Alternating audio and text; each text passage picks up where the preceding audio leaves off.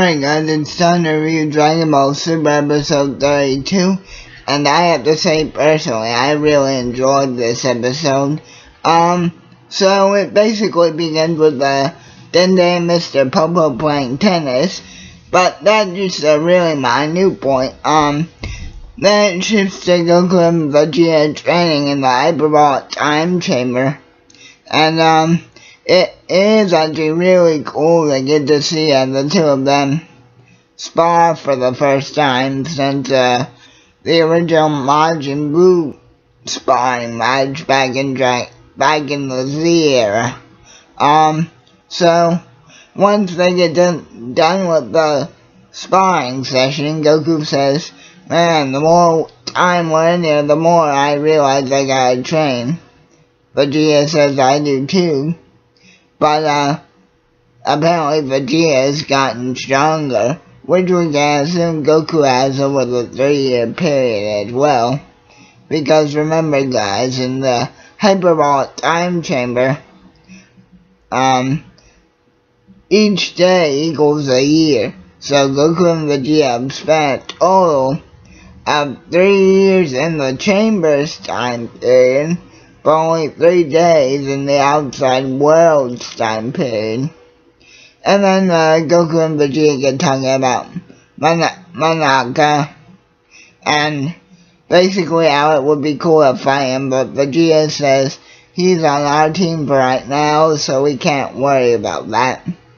And then the time basically comes for everybody to gather together to go to the nameless planet, and but before we can sort of get everybody into this big gigantic cube that takes them all there, Django comes back to Earth and brings with him the King of the Milky Way, and the King's like, "This is the girl you were talking about, she hasn't seen that, stupid."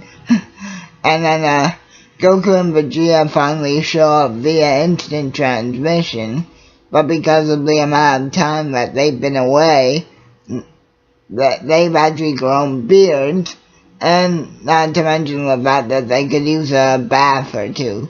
So they do that, then everybody pretty much gets into the cube, and heads off to the nameless planet, where right before they get onto the ring's platform, they see that the entire planet is actually being held up by one of the Super Dragon Balls. And then Champa and Bills kinda confront each other, and Bills basically says to Champa, "I see you've been stealing some Dragon Balls from my universe." And then basically that just leads to more camaraderie, and then everybody complains about the way Vadus's sitting arrangements are, so Whis just creates out like platforms for everybody to stand on instead. And then throughout the episode,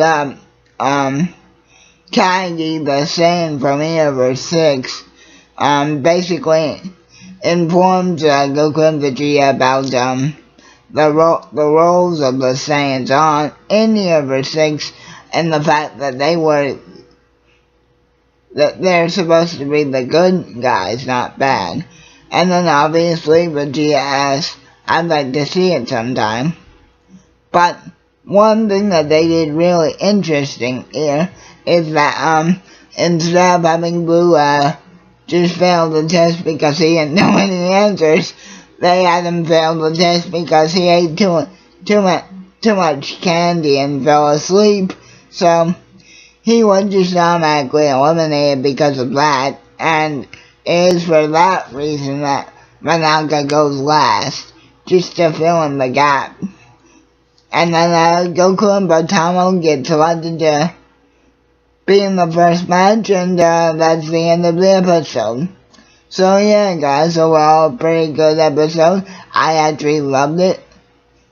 And just the whole setup of the whole tournament camaraderie, it really reminded me of Dragon Ball and the way that they would set up the World Martial Arts Tournament introduction. It really felt very similar to that. So, I hope you guys enjoyed the episode as much as I did. Stay tuned for more and keep on rocking. Yeah.